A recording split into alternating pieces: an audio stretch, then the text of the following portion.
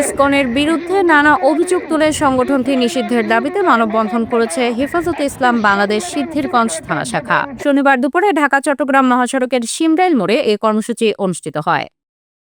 মানববন্ধনে বক্তারা বলেন, শহীদ আলিফ হত্যার দ্রুত বিচার কার্যকর করা, গাজীপুরে এক মসজিদের খতিবকে গুম করে হত্যা চেষ্টার তদন্ত এবং সারা দেশে মুসলিম মেয়েদের টার্গেট করে সংঘবদ্ধ ধর্ষণ সহ নানাবিধ অপরাধে জড়িত থাকার অভিযোগে ইসকনকে অবিলম্বে নিষিদ্ধ ঘোষণা করতে হবে। তার মা বোনের ইজ্জত আব্রুর উপর কোনো আঘাত আসবে, কোন বাংলার মুসলমান তা সহ্য করতে পারবে না।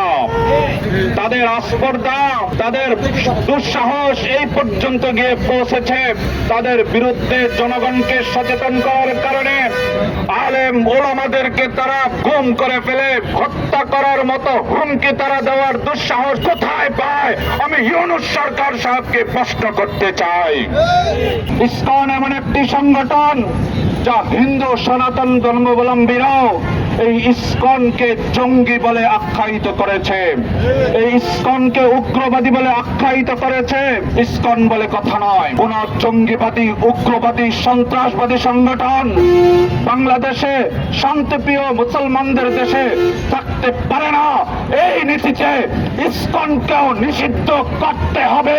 এ সময় বক্তারা আরও দাবি জানান, ইসলাম ও মুসলিম সমাজ বিরোধী সকল ষড়যন্ত্র বন্ধে রাষ্ট্রকে কার্যকর পদক্ষেপ নিতে হবে।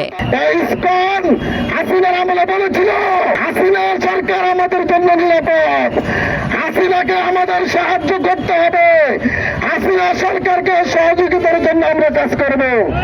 এই কথাগুলো ইসকনের দায়িত্বশীল যারা আছে তারা বলেছিল। ইসকনের নেতা চিন্ময় কুমারকে গ্রেপ্তার করা হয়েছিল, আমরা অনতিবিলম্বে তার ফাঁসির দাবিতে নাই।